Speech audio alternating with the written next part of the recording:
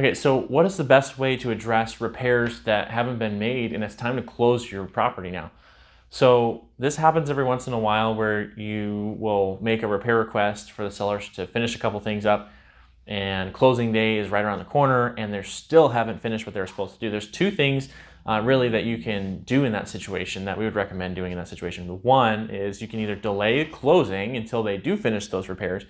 And that's usually, I recommend that more for bigger repairs, things that are really messy, you don't want to get involved with under any circumstances. We just had something like that with a water meter being put in. You have to coordinate with the city, and there's a whole bunch of things like that. Sometimes I won't recommend for the property to close and then you take care of it. Sometimes it's best to just delay the closing a little bit, let them handle it, fix it, and then we can close with a clean slate.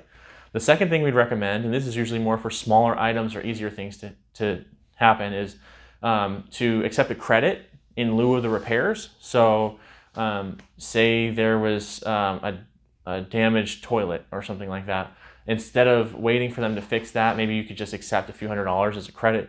You'll take care of it after closing. They're gonna give you a credit of that towards closing costs, so you have the extra cash when it closes. You can take care of it yourself. Or a third way also is you can, if it's planned and scheduled and paid for, the sellers can actually pay for it in escrow ahead of time for the vendor to take care of.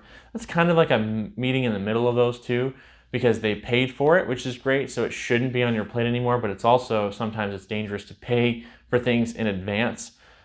We had that happen one time with a roof, that the roof was supposed to be taken care of by the seller. We were going to close earlier than the roof was going to be completed because we had rain. I know, shocker, in Bakersfield, we actually had rain for once.